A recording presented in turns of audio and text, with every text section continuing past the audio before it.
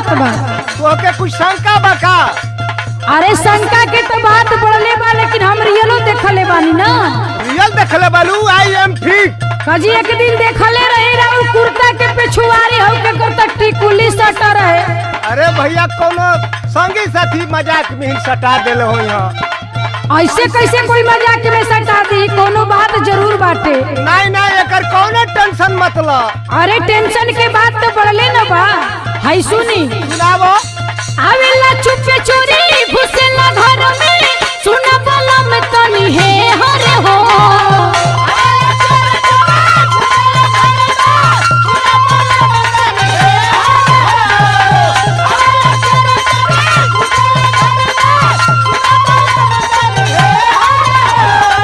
आवेला चुपे चोरी घुसेला घर में, सुना वाला में तनी है हरे हो। रहल रतिया के हरे पावन रखल बाड़ा में हरे हो।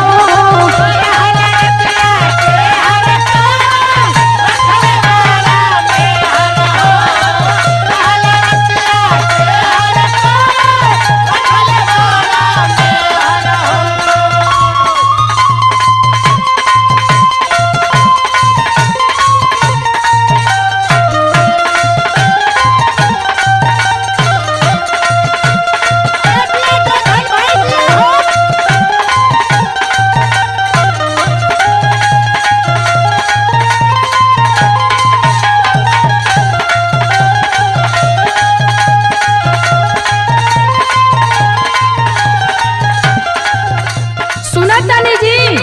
हाँ बोला। अरे आजकल के जवानी राउर रवैया हो गइल बा। आजकल का रवैया तो खूब बढ़िया बा हो। कहाँ बढ़िया बा। एगो घर वाली एगो बाहर वाली सब मर्द लोग के रखे के बीमारी हो गइल बा। एकदम क्रिया खा के कहतन जे कोनो ऐसा टेंशन नहीं है। हमरा तो ऐसे कुछ राउर रवैया लागता। नहीं यही से रउआ घरे दुआरे आजकल कम रहतनी। सुनी हमार बात। हमरा से कुछ ना कहत बाड़ा, छन भर घरवा ना रहत बाड़ा।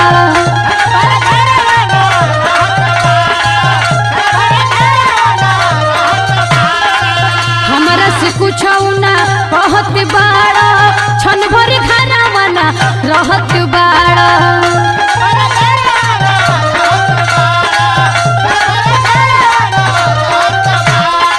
करेला बात हमसे अनसाके, करतनी रोज के अरे हो।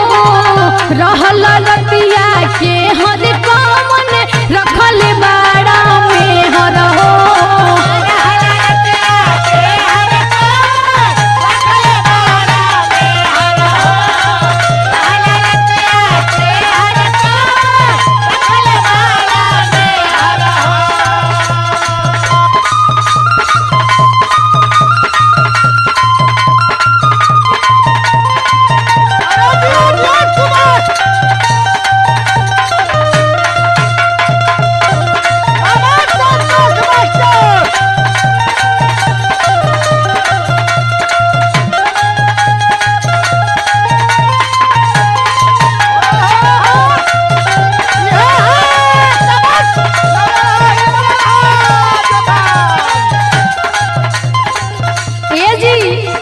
बोला।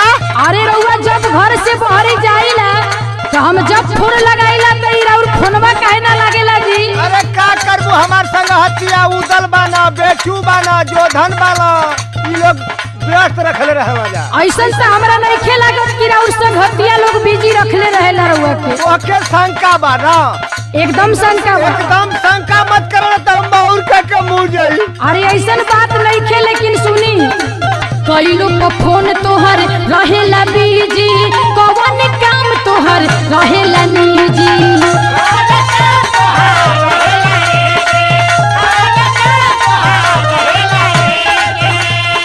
कई लोग का फोन तोहर रहेला बिजी, कौन काम तोहर रहेला निजी।